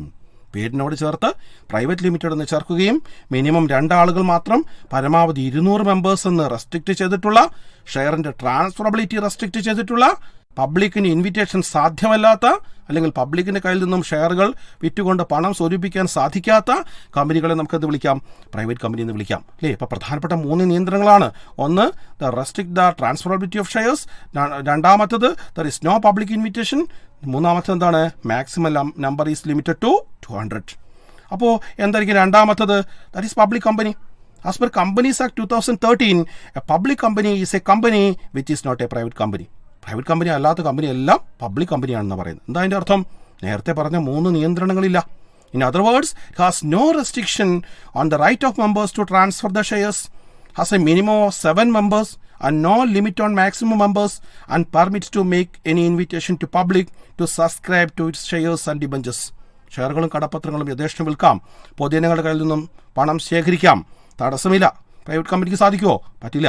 Public കമ്പനിക്ക് സാധ്യമാണ്. There is no restriction on transferability of shares. Minimum എത്ര ആളുകൾ വേണമെന്ന് പറയുന്നത്? 7 ആളുകൾ വേണം. പബ്ലിക്കിൻ്റെ അടുത്ത് നിന്ന് പൈസ വാങ്ങിക്കാം. പിന്നെന്താണ് മറ്റൊരു കാര്യം പറയുന്നത്? There is no maximum limit of members. Maximum ലിമിറ്റും റെസ്ട്രിക്റ്റ് ചെയ്തിട്ടില്ല. അത്തരത്തിലുള്ള കമ്പനി നമുക്ക് എന്ത് വിളിക്കാം? പബ്ലിക് കമ്പനി എന്ന് വിളിക്കാം. അപ്പോൾ ഈ 2ാമത്തെ യൂണിറ്റിൽ നിരവധിയായിട്ടുള്ള ആശയങ്ങൾ നമ്മൾ ചർച്ച ചെയ്യുന്നുണ്ട്. ഇതിൽ പാഠഭാഗത്തു നിന്ന് ചോദ്യങ്ങൾ ചോദിക്കാൻ സാധ്യതയുള്ളത് features on different forms of business ഓർഗനൈസേഷനാണ്. നമ്മൾ പറഞ്ഞു കഴിഞ്ഞാൽ വിവിധ ബിസിനസ് രൂപങ്ങളുടെ ഫീച്ചേഴ്സുമായി ബന്ധിപ്പിച്ചുകൊണ്ടുള്ള ചോദ്യങ്ങൾ പരീക്ഷാ ചോദ്യ പേപ്പറിൽ കാണാറുണ്ട്. അതോടൊപ്പം തന്നെ മറ്റൊരു പ്രധാനപ്പെട്ട ചോദ്യമായിട്ട് difference between public company and private company എന്ന പാഠഭാഗവും ആ ഭാഗം കൂടി പഠിക്കുക. ദെൻ 4ാമത്തെ യൂണിറ്റ്, 3ാമത്തെ യൂണിറ്റ് അൺഫോക്കസ് ആണ്, അതുകൊണ്ട് അതിൽ ചർച്ചകളിലേക്ക് ഇപ്പോൾ വരുന്നില്ല. 4ാമത്തെ യൂണിറ്റ് എന്ന് പറയുന്നത് ബിസിനസ് സർവീസസ് ആണ്. ബിസിനസ്സിന് നിർവചനം പരിശോധിച്ച സമയത്ത് നമ്മൾ മനസ്സിലാക്കി both goods and services are included in business. അങ്ങനെയെങ്കിൽ ബിസിനസ് സർവീസസ് എന്താണ് എന്ന കാര്യമാണ്, അതിൻ്റെ പ്രത്യേകതകളാണ് 4ാമത്തെ യൂണിറ്റിൽ ചർച്ച ചെയ്യുന്നത്. എന്തൊക്കെയാണ് ഫോക്കസ് ഏരിയ എന്ന് നോക്കാം. Commercial banks and its functions, electronic banking, insurance and its principles, warehousing and its types. പ്രധാനമായിട്ടും ഇത്രയും കാര്യങ്ങളാണ് ഈ യൂണിറ്റിൽ നമ്മൾ ഫോക്കസ് ഏരിയയിൽ ഉൾപ്പെടുത്തിയിട്ടുള്ളത്. First of all, we want to see what is banking. Banking means accepting for the purpose of lending or investment of deposits of money from the public, repayable on demand or otherwise, and may be withdrawn by check, draft or otherwise, according to the Banking Regulation Act of 1949. 1949 bank regulation act പറയുന്നത് banking എന്ന് വെച്ചാൽ എന്താണെന്ന് പറയുന്നത് നിക്ഷേപം സ്വീകരിക്കുക, പണം കടം കൊടുക്കുക, ഏത് കണ്ടീഷനിലാണ് ആവശ്യപ്പെടുമ്പം തിരിച്ചു കൊടുത്തുകൊള്ളാം എന്ന കണ്ടീഷനിൽ. അതുപോലെ തന്നെ ചെക്കും ഡ്രാഫ്റ്റും ഒക്കെ ഉപയോഗിച്ചുകൊണ്ടുള്ള ട്രാൻസാക്ഷൻസ് സാധ്യമാകുന്നത് ബിസിനസ്സിനെയാണ് എന്ത് വിളിക്കുന്നത്, ബാങ്കിങ് ബിസിനസ് എന്ന് വിളിക്കുന്നത്. അപ്പോൾ വിവിധ തരത്തിലുള്ള ബാങ്കുകളുണ്ട്. ഒരു പക്ഷേ ബാങ്കുകൾ നമ്മുടെ ജീവിതത്തിൻ്റെ അവിഭാജ്യമായിട്ടുള്ള ഘടകമാണ്. വിവിധ തരത്തിലുള്ള ബാങ്കുകൾ നമ്മുടെ നാട്ടിൽ കാണാൻ വേണ്ടി സാധിക്കും. അതിൽ ഏറ്റവും പ്രധാനപ്പെട്ട ഒരു ബാങ്കാണ് commercial banks. Commercial banks means institutions dealing in money and credit. പണവും കടവും ഒക്കെ കൈകാര്യം ചെയ്യുന്ന ബാങ്കുകളെ നമുക്ക് കൊമേഴ്സ്യൽ ബാങ്ക്സ് എന്ന് വിളിക്കാം. Governed by the Indian banking regulation act of 1949. എന്തൊക്കെയായിരിക്കും കൊമേഴ്സ്യൽ ബാങ്ക് ചെയ്യുന്നത്? ഒന്നാമത്തെ കാര്യം അക്സെപ്റ്റിംഗ് ഡിപ്പോസിറ്റ്സ്. നമുക്കറിയാം നിക്ഷേപങ്ങൾ സ്വീകരിക്കുക അല്ലേ, വ്യത്യസ്ത തരത്തിലുള്ള നിക്ഷേപങ്ങൾ, സ്ഥിര നിക്ഷേപം, സേവിങ്സ് ബാങ്ക് നിക്ഷേപം, റെക്കറിംഗ് നിക്ഷേപം, കറണ്ട് നിക്ഷേപം, ഇങ്ങനെ വിവിധ തരത്തിൽ നമ്മളുടെ സമ്പാദ്യങ്ങളെ നിക്ഷേപങ്ങളായി ബാങ്ക് സ്വീകരിക്കുന്നു, നമുക്ക് പലിശ തരുന്നു. രണ്ടാമത്തെ ലെൻഡിങ് ഓഫ് ഫണ്ട്സ്, കടം കൊടുക്കുന്നു ആവശ്യക്കാർക്ക്. വ്യത്യസ്ത തരത്തിൽ ഇൻട്രസ്റ്റ് നിരക്ക് ഈടാക്കിക്കൊണ്ട് ലോണുകളായും ക്യാഷ് ക്രെഡിറ്റായും മറ്റു തരത്തിലുമൊക്കെ ബാങ്ക് എന്ത് ചെയ്യുന്നു, കടം കൊടുക്കുന്നു. അപ്പം നിക്ഷേപം സ്വീകരിക്കുന്നു, കടം കൊടുക്കുന്നു. മറ്റു സൗകര്യങ്ങൾ എന്തൊക്കെയാണ്? Check facility. ചെക്ക് ഉപയോഗിച്ചുകൊണ്ട് നമുക്ക് ഇടപാടുകൾ നടത്താം, പണം പിൻവലിക്കാം, വേറെ ആൾക്ക് കൊടുക്കാം, വ്യത്യസ്ത തരത്തിലുള്ള ചെക്ക് സൗകര്യങ്ങൾ. Then remittance of funds or transfer of funds, demand draft പോലുള്ള സങ്കേതങ്ങൾ ഉപയോഗിച്ചുകൊണ്ട് ഒരാളുടെ അക്കൗണ്ടിൽ നിന്നും മറ്റൊരാളുടെ അക്കൗണ്ടിലേക്ക് പണം ട്രാൻസ്ഫർ ചെയ്യുന്ന സംവിധാനങ്ങൾ.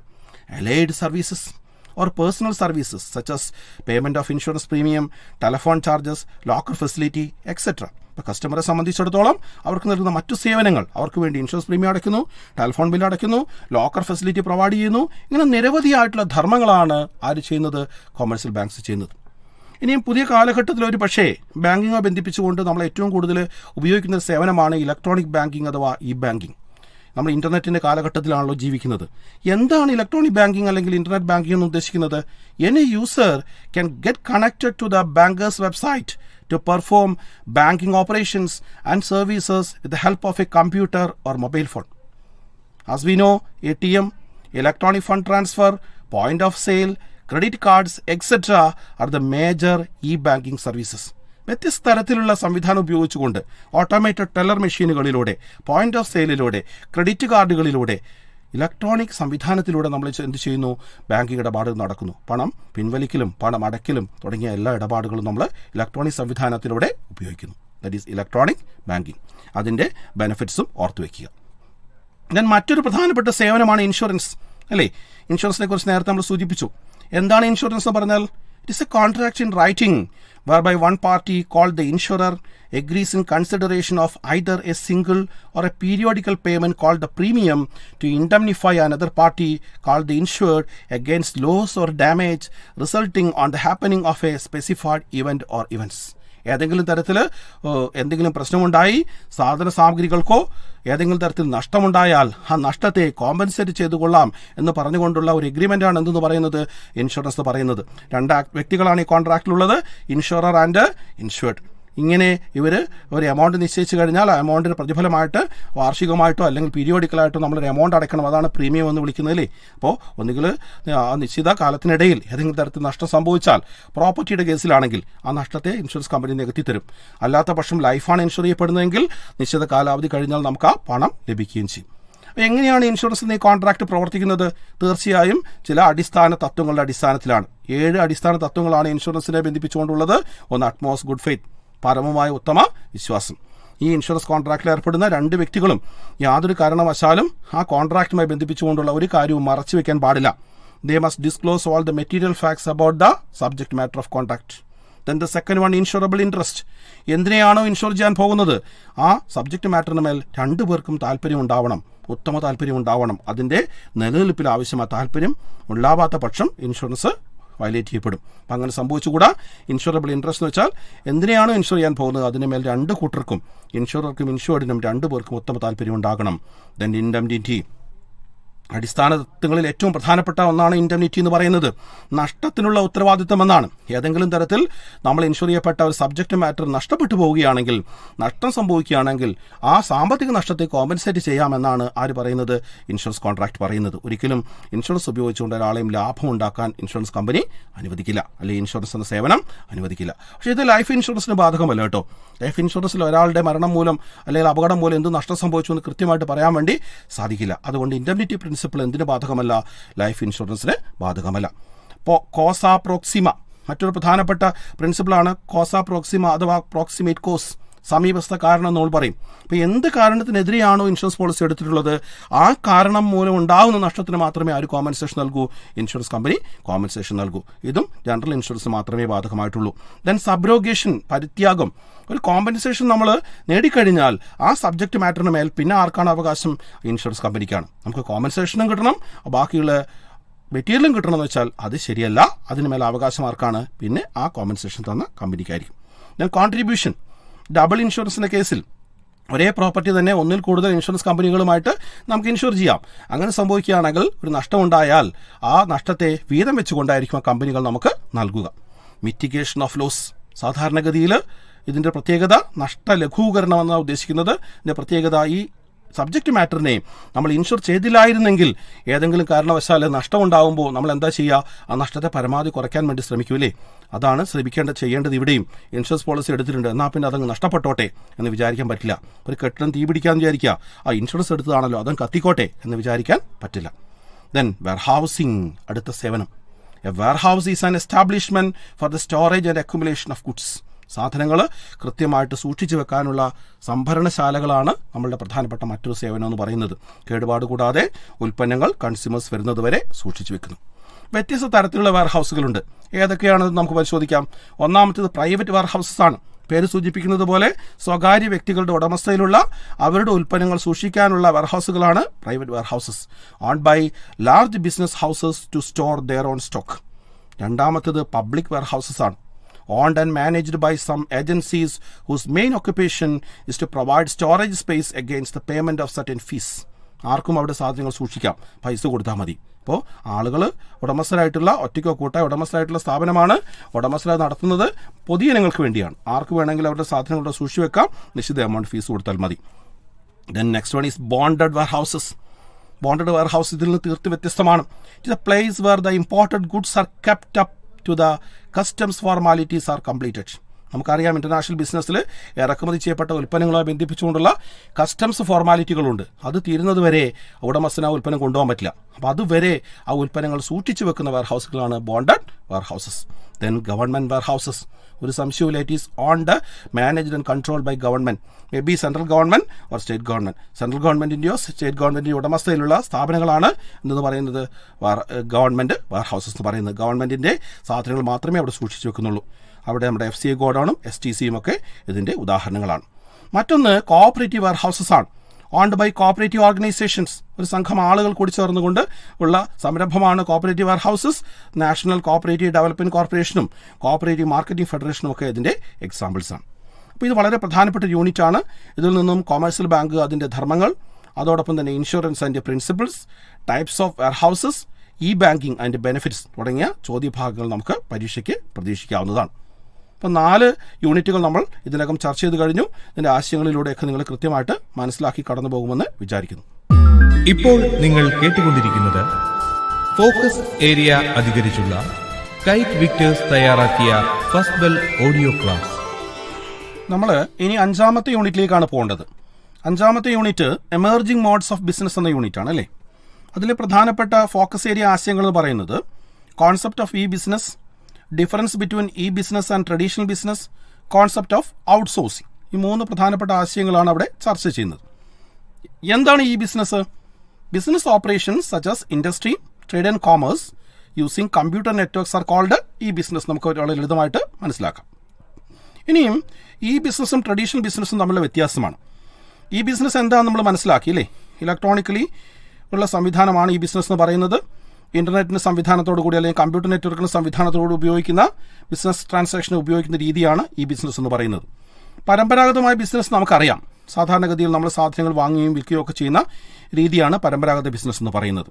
അപ്പോൾ എന്തായിരിക്കും ഇത് തമ്മിൽ താരതമ്യം? ഒന്ന് നമുക്ക് പറയാൻ പറ്റും, ട്രഡീഷണൽ ബിസിനസ് ബുദ്ധിമുട്ടാണ്, ഈ ബിസിനസ് സിമ്പിളാണ്. കാരണം ഇടപാടുകൾ വളരെ എളുപ്പത്തിൽ നമുക്ക് നടത്താൻ പറ്റും. ഇനി ട്രഡീഷണൽ ബിസിനസ്സിനെ സംബന്ധിച്ചിടത്തോളം ആളുകളുടെ ഫിസിക്കൽ പ്രസൻസ് വേണം, ബയറുടെയും സെല്ലറുടെയും ഫിസിക്കൽ പ്രസൻസ് വേണം. ഈ ബിസിനസ്സിന് അത് വേണ്ട. ഇനി ലൊക്കേഷൻ ആണെങ്കിലോ, ട്രഡീഷണൽ ബിസിനസ്സിൽ പ്ലേസ് അല്ലെങ്കിൽ ലൊക്കേഷൻ ഇമ്പോർട്ടൻ്റ് ആണ്, ഈ ബിസിനസ്സിൽ ഇമ്പോർട്ടൻ്റ് അല്ല. എവിടെയുള്ള ആൾക്ക് ഈ ബിസിനസ് ചെയ്യാം. Then cost of setting up.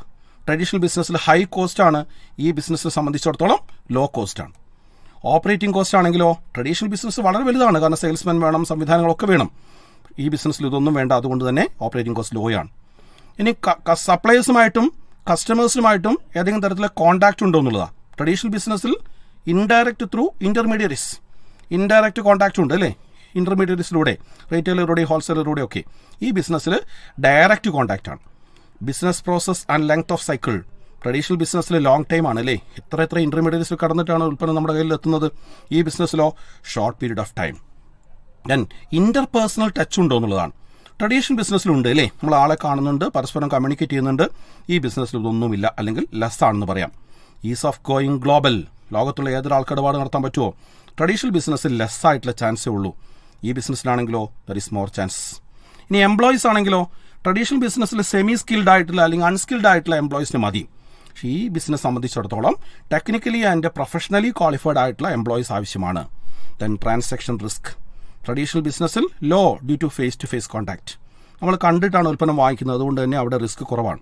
പക്ഷേ ഈ ബിസിനസ്സിനെ സംബന്ധിച്ചിടത്തോളം high risk is the due to lack of personal contact. അപ്പോൾ എന്താണ് ഈ ബിസിനസ് ട്രഡീഷണൽ ബിസിനസ് തമ്മിലുള്ള വ്യത്യാസം? ഇനി ഈ യൂണിറ്റിലെ മറ്റൊരു ആശയം എന്ന് പറയുന്നത് ഔട്ട്സോഴ്സിംഗ് ആണ്, അല്ലെങ്കിൽ പുറം കരാർ സേവനം എന്ന് പറയാം. എന്താണ് പുറം കരാർ സേവനം അല്ലെങ്കിൽ ഔട്ട്സോഴ്സിംഗ് എന്ന് വെച്ചാൽ?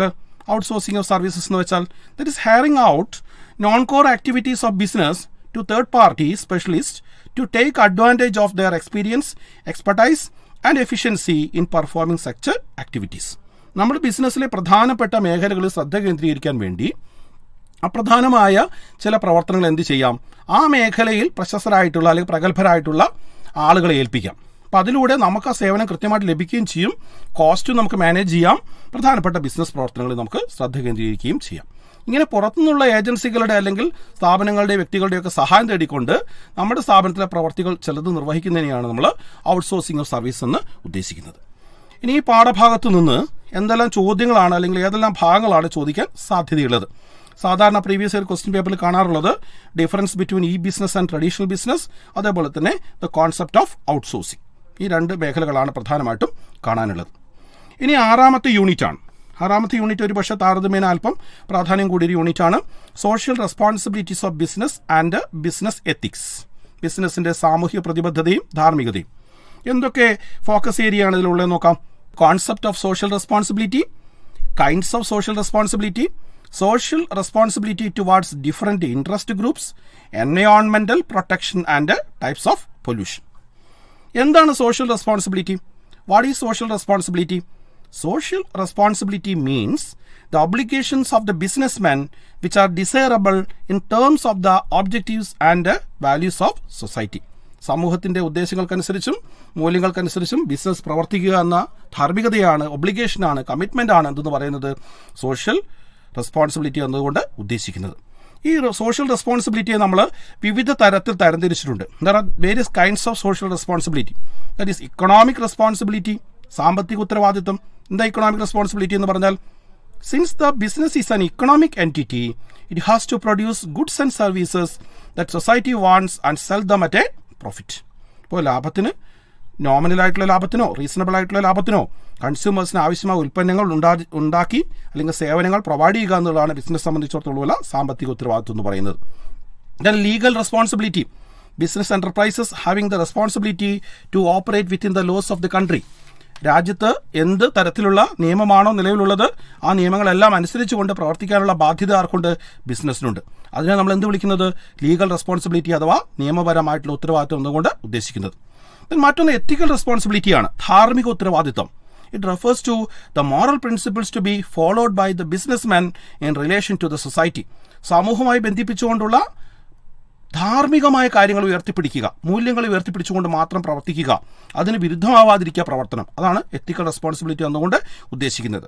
ഉദാഹരണത്തിന് protecting religious sentiments and dignity of people while advertising a product. Then discretionary responsibility, വിവേചനപരമായ ഉത്തരവാദിത്വം. It is a voluntary obligation of a business enterprise. നിർബന്ധമല്ല, പക്ഷേ ഇതുകൂടി ചെയ്യുകയാണെങ്കിൽ ആളുകൾക്ക് നല്ല ഇംപ്രഷൻ നമ്മുടെ ബിസിനസിനെ കുറിച്ച് ഉണ്ടാവുകയുള്ളൂ. Example, giving charity to an education institution, helping people in natural calamities etcetera. ഇതൊന്നും ബിസിനസിന്റെ ബാധ്യതയല്ല, പക്ഷെ എന്നാൽ പോലും ബിസിനസ് അത് നിർവഹിക്കുക എന്ന് പറയുന്നത് ബിസിനസ്സിന് ഒരു സാമൂഹിക ജീവി എന്ന നിലയ്ക്ക്, സമൂഹത്തിൽ റിസോഴ്സ് ഉപയോഗിക്കുന്ന ഒരു വ്യക്തി എന്ന നിലയ്ക്ക് സ്ഥാപനം നിലയ്ക്ക് വലിയ തരത്തിലുള്ള അഡ്വാൻറ്റേജ് ഉണ്ടാക്കുമെന്ന കാര്യത്തിൽ സംശയമില്ല. ഇനി സമൂഹത്തിലെ വ്യത്യസ്ത തരത്തിലുള്ള ആളുകളുണ്ട് അല്ലേ, വ്യത്യസ്ത ഗ്രൂപ്പുകളുണ്ട്. ആരോടൊക്കെയാണ് ബിസിനസ്സിന് ഉത്തരവാദിത്വം? എല്ലാവരോടും ഉണ്ടോ എന്നാണ് ഇനി പരിശോധിക്കാനുള്ളത്. Social responsibility towards various interest groups. ഒന്നാമതായിട്ട് ആരോടാ ഉത്തരവാദിത്വം ഉണ്ടാവേണ്ടത്? ഓണേഴ്സിനോട്, ഉടമസ്ഥരോട്. അവരാണല്ലോ പണം മുടക്കുന്നത്. അവരോടുള്ള ഉത്തരവാദിത്വം എങ്ങനെയാണ് ബിസിനസ് നിർവഹിക്കുക? Safety of investment, adequate return on investment, accurate financial information should be provided, etcetera etcetera. ഉടമസ്ഥനെ സംബന്ധിച്ചിടത്തോളം അയാൾ മുടക്കിയ പണത്തിന് പ്രതിഫലം ലഭിക്കണം, ലാഭം ഉണ്ടാവണം അല്ലേ, സേഫ്റ്റി ഉണ്ടാവണം, ഇൻവെസ്റ്റ്മെന്റിന് ആക്യുറേറ്റ് ആയിട്ടുള്ള ഇൻഫർമേഷൻ കൊടുക്കണം, തുടങ്ങിയ രൂപത്തിലൊക്കെ ബിസിനസ്സിന് ഉത്തരവാദിത്വം നിർവഹിക്കാം. രണ്ടാമത്തെ ഗ്രൂപ്പ് എന്ന് പറയുന്നത് എംപ്ലോയീസ് ആണ്, അഥവാ തൊഴിലാളികൾ. എങ്ങനെയാണ് അവരോടുള്ള ഉത്തരവാദിത്വം നിർവഹിക്കുക? Providing fair wages, job security, promotion opportunities, welfare measures, better working conditions, participation in management etcetera. ഇങ്ങനെ വ്യത്യസ്ത തരത്തിൽ സൗകര്യങ്ങൾ ചെയ്തു കൊടുത്തുകൊണ്ടും സപ്പോർട്ട് ചെയ്തുകൊണ്ടും ആരോടുള്ള ഉത്തരവാദിത്വം നിർവഹിക്കാം? എംപ്ലോയീസിനോടുള്ള. Then consumers, ഉപഭോക്താക്കളോട്. എങ്ങനെ ഉപഭോക്താക്കളുടെ ഉത്തരവാദിത്വം നിർവഹിക്കുക? Regular supply of commodities, better quality products, reasonable price, avoidance of unfair trade practices etcetera.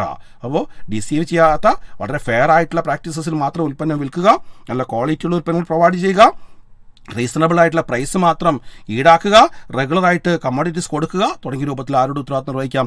കൺസ്യൂമേഴ്സിനോട്. ഇനി മറ്റൊരു ഗ്രൂപ്പ് ആരെന്നറിയോ? സപ്ലയേഴ്സാണ്, വിതരണക്കാരാണ്.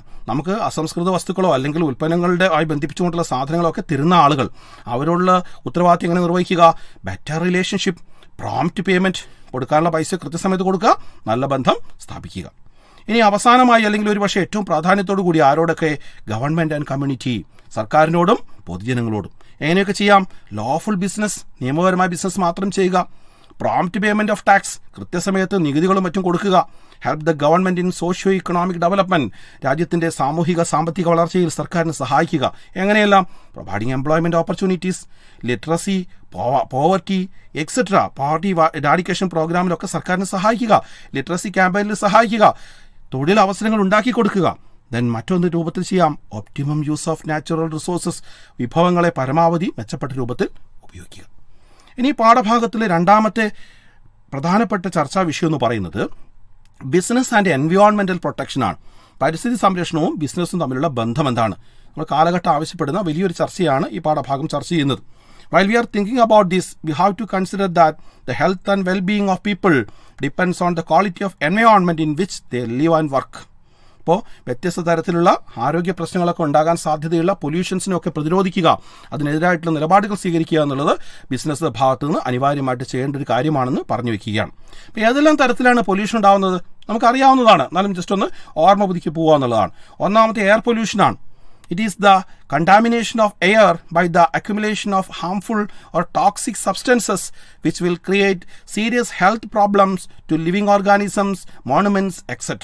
ഗുരുതരമായ ആരോഗ്യ പ്രശ്നങ്ങൾ ഉണ്ടാക്കുക വായു മലിനീകരണത്തിലൂടെ അല്ലേ. വായുവില്ലാതെ ജീവിക്കാൻ നമുക്ക് കഴിയില്ല. അപ്പോൾ ടോക്സിക് ആയിട്ടുള്ള സാധനങ്ങളെല്ലാം വായുവിൽ കലരുമ്പോൾ അതിൻ്റെ ഭാഗമായിട്ട് നിരവധിയായിട്ടുള്ള ആരോഗ്യ പ്രശ്നങ്ങളും ഉണ്ടാവാൻ സാധ്യതയുണ്ട്.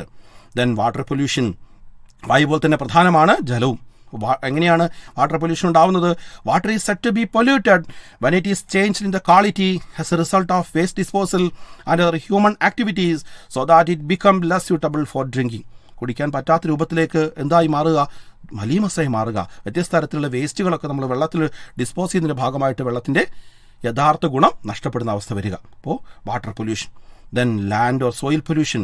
It may due to the dumping of non-degradable waste material into the land from industrial units, hospitals, hotels, dwelling units, etc.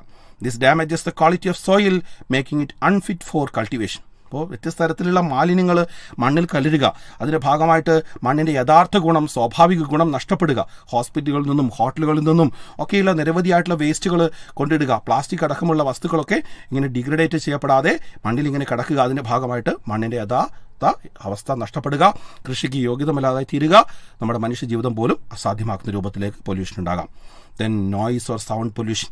It may cause damages to the human body and mind, the smooth functioning of hospitals, education institutions, etc. വിവിധ സ്ഥാപനങ്ങളുടെയും വ്യക്തികളുടെയും ഒക്കെ ജീവിതത്തെ നിരന്തരമായിട്ട് തടസ്സപ്പെടുത്തുന്ന രൂപത്തിലേക്കുള്ള സൗണ്ടുകൾ ഉണ്ടാകുക. Human ബോഡിക്കും മൈൻഡിനുമൊക്കെ വലിയ damages ഉണ്ടാക്കുക. സീരിയസ് ആയിട്ടുള്ള അസുഖങ്ങളിലേക്ക് നയിക്കുന്ന രൂപത്തിലേക്കുള്ള പൊല്യൂഷനാണ് സൗണ്ട് പൊല്യൂഷൻ എന്ന് പറയുന്നത്. Industrial units, automobiles etcetera are the major sound pollutants. അപ്പം ഇങ്ങനെ വ്യത്യസ്ത തരത്തിലുള്ള പൊല്യൂഷനും നമ്മൾ ഈ പാഠഭാഗത്ത് ചർച്ച ചെയ്യുന്നു. അപ്പോൾ ഈ പാഠഭാഗത്തിലെ ചർച്ച അവസാനിക്കുമ്പോൾ ഏതെല്ലാം ഭാഗങ്ങളിൽ നിന്നാണ് ചോദ്യങ്ങൾ ചോദിക്കാൻ സാധ്യതയുള്ളതെന്നൊന്ന് ഓർത്ത് നോക്കിയേ.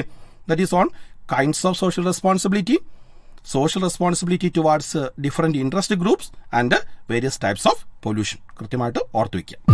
ഇപ്പോൾ നിങ്ങൾ കേട്ടുകൊണ്ടിരിക്കുന്നത് ഫോക്കസ് ഏരിയ അധികരിച്ചുള്ള കൈറ്റ് വിക്ടേഴ്സ് തയ്യാറാക്കിയ ഫസ്റ്റ് ബെൽ ഓഡിയോ ക്ലാസ്. ഇനി നമ്മളുടെ 7ാമത്തെ യൂണിറ്റ് എന്ന് പറയുന്നത് ഫോർമേഷൻ ഓഫ് എ കമ്പനിയാണ്. നമ്മൾ കമ്പനിയുടെ പ്രത്യേകതകൾ കഴിഞ്ഞ യൂണിറ്റിൽ ചർച്ച ചെയ്തു അല്ലേ.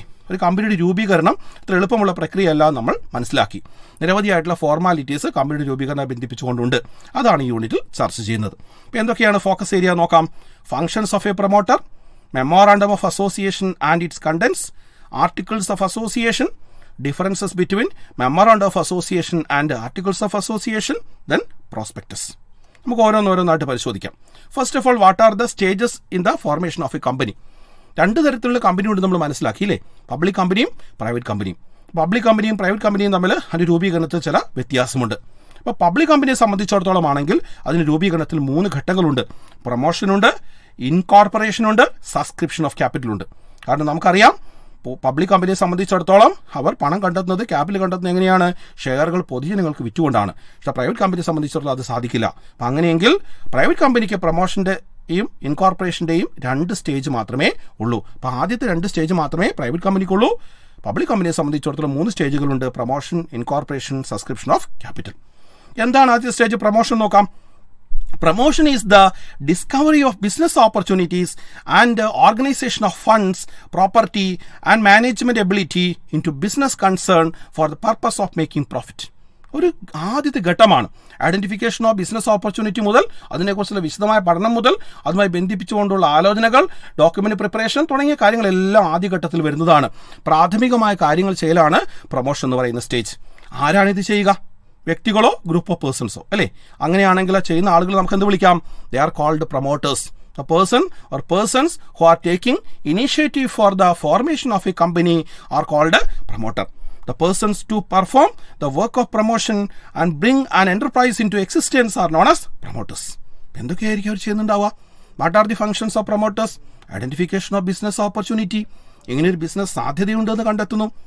Feasibility studies, technical, economical and financial feasibility. സാധ്യതാ പഠനങ്ങൾ ടെക്നിക്കലി ഫീസിബിൾ ആണോ, ഇക്കണോമിക്കലി ഫീസിബിൾ ആണോ, ഫിനാൻഷ്യലി ഫീസിബിൾ ആണോ പരിശോധിക്കണ്ടേ. വിശദമായ പഠനങ്ങൾ. ദെൻ നയം അപ്രൂവൽ. പേര് നേടിയെടുക്കുക. കാരണം എല്ലാ പേരും നമുക്ക് ഉപയോഗിക്കാൻ പറ്റില്ല. നിലവിൽ ഉള്ള ബിസിനസ് സ്ഥാപനത്തിൻ്റെ പേരാണെങ്കിൽ അതേപോലെ ഉപയോഗിക്കാൻ പറ്റില്ല. ചില പേരുകളൊക്കെ ഗവൺമെൻറ് പാട്രിയോട്ടിക്കലായിട്ട് റിസർവായി വെച്ചിട്ടുണ്ട്. അത്തരം പേരുകൾ ഉപയോഗിക്കാൻ പറ്റില്ല. അപ്പോൾ പേരിനുള്ള അംഗീകാരം വാങ്ങിയെടുക്കുക എന്നുള്ളതാണ് അടുത്ത ഘട്ടം. 4ാമത്തത് fixing up of signatories to the memorandum of association. Memorandum of association എന്ന് പറയുന്ന അടിസ്ഥാനപരമായിട്ടുള്ള ഏറ്റവും പ്രധാനപ്പെട്ട ഡോക്യുമെൻ്റ് ആണ് കമ്പനി രൂപീകരണത്തിലെ. അതിൽ നിശ്ചിത ആളുകൾ ഒപ്പിടണം. ഒപ്പിടുന്ന ആളുകളെ തീരുമാനിക്കുക എന്നുള്ളതാണ് മറ്റൊരു പ്രധാനപ്പെട്ട കാര്യം. Then appointment of professionals. ഒരു ബിസിനസ് രൂപം നിലയ്ക്ക് അതുമായി ബന്ധിപ്പിച്ചുകൊണ്ട് നിരവധിയായ പ്രൊഫഷണൽസിന് വേണ്ടി വരും. ഓഡിറ്റേഴ്സിന് വേണം, ബാങ്കേഴ്സിന് വേണം, ബ്രോക്കേഴ്സിന് വേണം. ഇവരെയൊക്കെ നിയമിക്കലാണ് മറ്റൊരു പ്രധാനപ്പെട്ട കർത്തവ്യം എന്ന് പറയുന്നത്. ആരുടെ? പ്രൊമോട്ടേഴ്സിൻ്റെ. മറ്റൊന്ന് ഏറ്റവും പ്രധാനപ്പെട്ടത് പ്രിപ്പയറിംഗ് നെസസറി ഡോക്യുമെൻറ്റ്സ് ആണ്. ഒരു കമ്പനിയുടെ രൂപീകരണം ബന്ധിപ്പിച്ചുകൊണ്ടുള്ള നിരവധിയായ ഡോക്യുമെൻറ്റ്സ് ഉണ്ട്. Memorandum of association, articles of association, prospectus. ഇതൊക്കെ പ്രിപ്പയർ ചെയ്യേണ്ട പണിയുമാർക്കാണ്? പ്രൊമോട്ടേഴ്സിൻ്റെതാണ്. അപ്പോൾ ആരാണ് പ്രൊമോട്ടർ? അവരുടെ പ്രധാനപ്പെട്ട ധർമ്മങ്ങൾ ഏതൊക്കെയാണെന്ന് ഓർത്തു വയ്ക്കുക. ഇനിയും നിരവധിയായിട്ട് ഡോക്യുമെൻറ്റ്സ് കമ്പനി രൂപീകരണം ബന്ധിപ്പിച്ച് കൊണ്ടുകൊണ്ട് നമ്മൾ പറഞ്ഞു അല്ലേ. എന്താണത്? ഏറ്റവും പ്രധാനപ്പെട്ട ഡോക്യുമെൻ്റാണ് memorandum of association. Memorandum of Association is the most important document of a company. It defines the objects and powers of a company and the company's relationship with the outside world. പുറം ലോകവുമായിട്ട് എങ്ങനെയാണ് സ്ഥാപനം ബന്ധപ്പെടുന്നത്?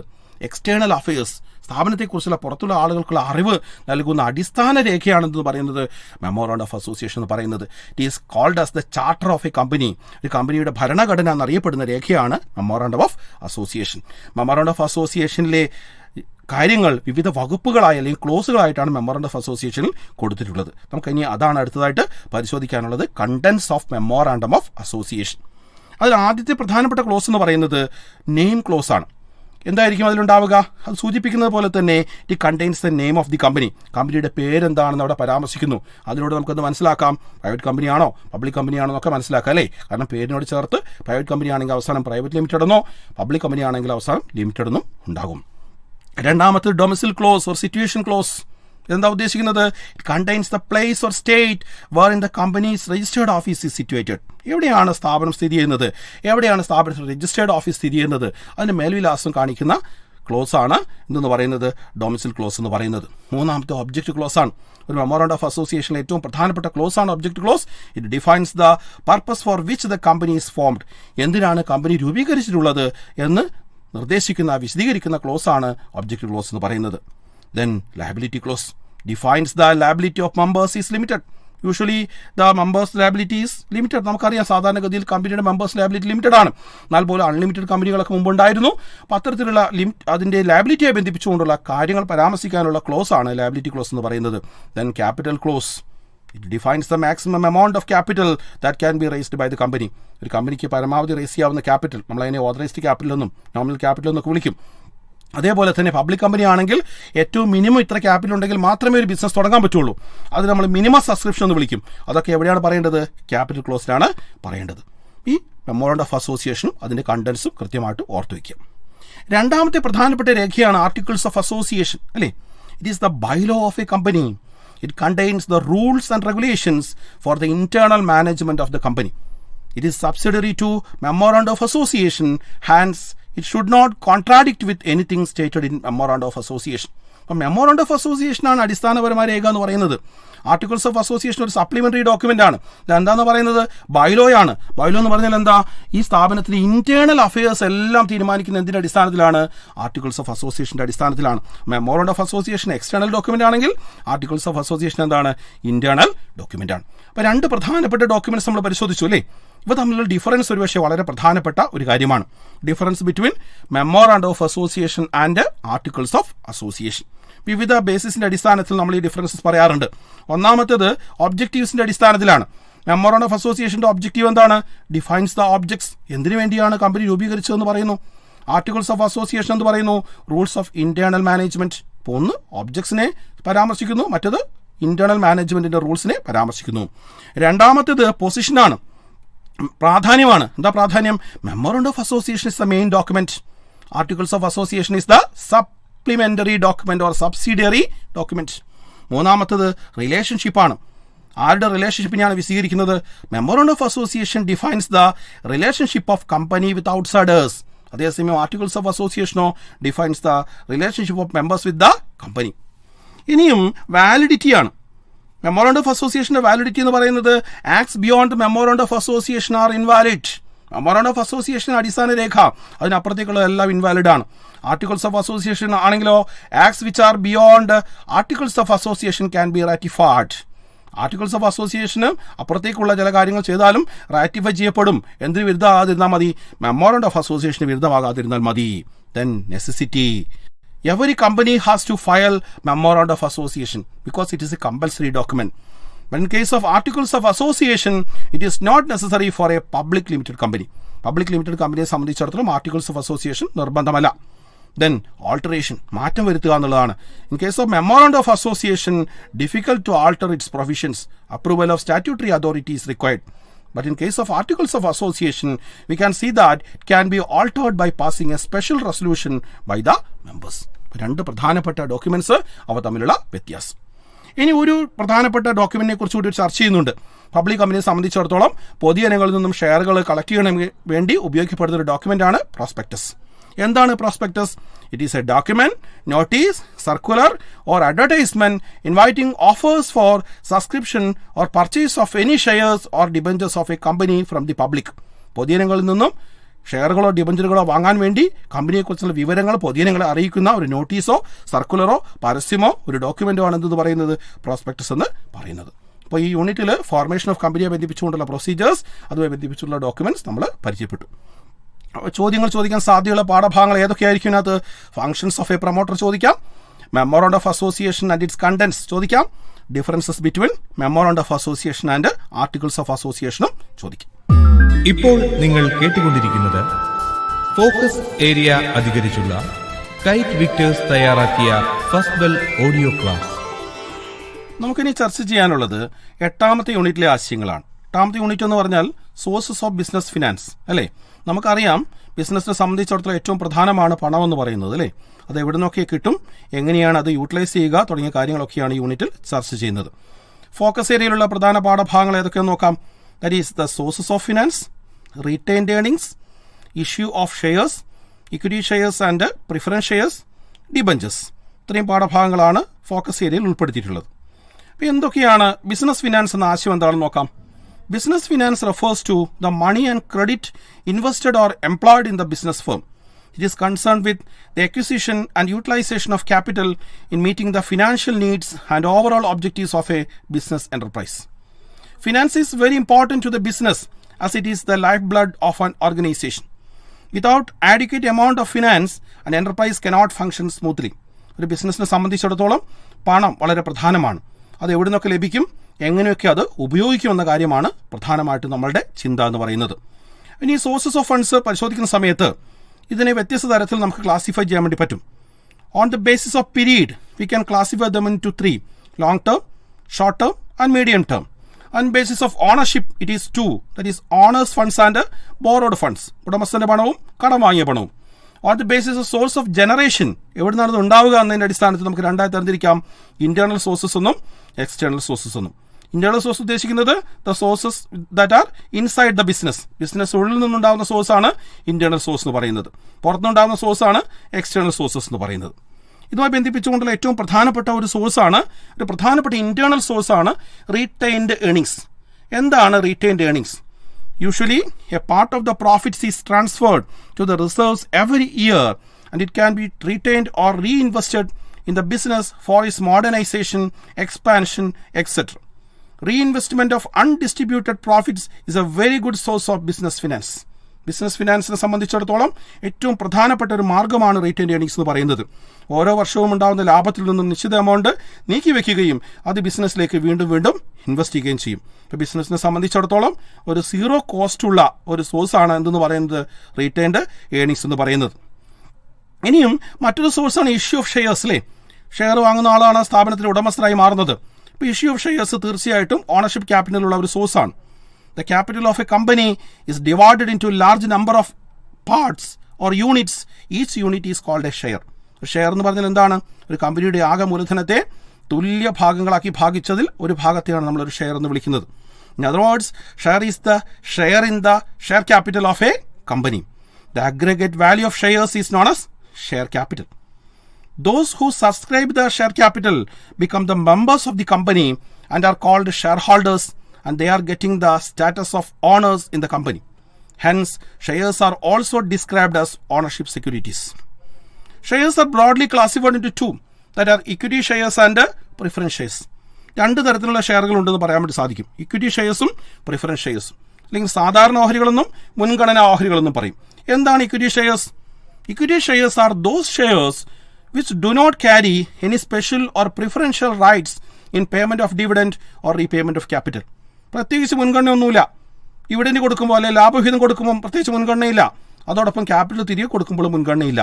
അങ്ങനെ പ്രത്യേക മുൻഗണനയൊന്നും ഇല്ലാത്ത ഷെയറുകളാണ് എന്ത് ഷെയറുകൾ? Equity shares. ഇപ്പോൾ യഥാർത്ഥ ഉടമസ്ഥർ ആരായിരിക്കും? ഈ ഇക്വിറ്റി ഷെയർ ഹോൾഡേഴ്സ് ആയിരിക്കും അല്ലേ. അപ്പോൾ എന്താ പ്രിഫറൻസ് ഷെയർസ് എന്ന് നോക്കിയാലേ അത് വ്യക്തമാവുള്ളൂ.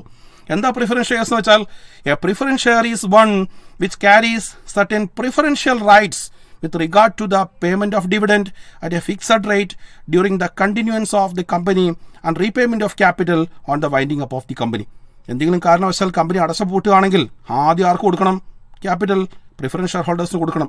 അതുകൂടാതെ ഡിവിഡൻഡ് ഒരു നിശ്ചിത റേറ്റിൽ ആദ്യം വാങ്ങാനുള്ള അവകാശം.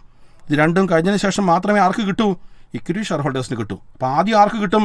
പ്രിഫറൻസ് ഷെയർ ഹോൾഡേഴ്സിന് കിട്ടും. അപ്പോൾ എന്തിനുള്ള മുൻഗണന? ആദ്യ ലാഭവിഹിതം വാങ്ങാനുള്ള മുൻഗണന, അല്ലെങ്കിൽ അടച്ചുപൂട്ടുമ്പോൾ ആദ്യം ക്യാപിറ്റൽ തിരികെ വാങ്ങാനുള്ള മുൻഗണന. ഈ രണ്ട് മുൻഗണനകളുള്ള ഷെയറുകളാണ് preference shares.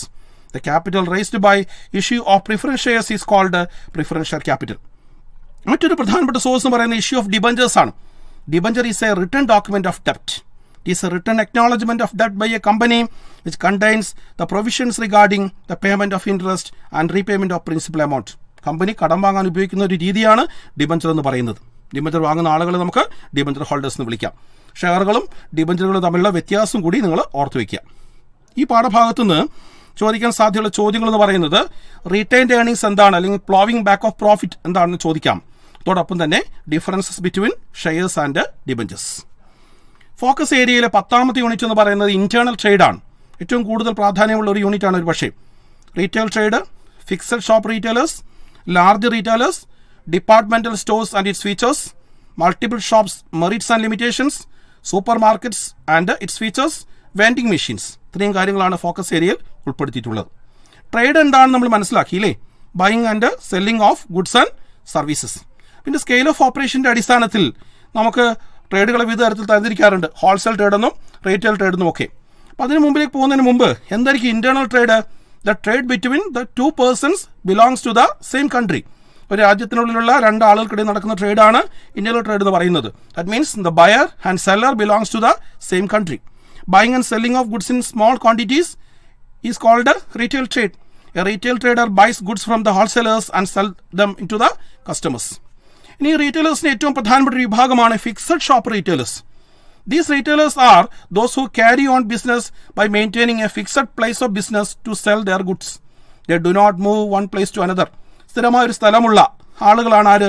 Fixed shop retailers. അവരൊരു സ്ഥലത്ത് നിന്ന് മറ്റൊരു സ്ഥലത്തേക്ക് സഞ്ചരിച്ചുകൊണ്ടിരിക്കുന്നൊന്നുമില്ല. അവർക്ക് സ്ഥിരമായ ഒരു സ്ഥലമുണ്ട്.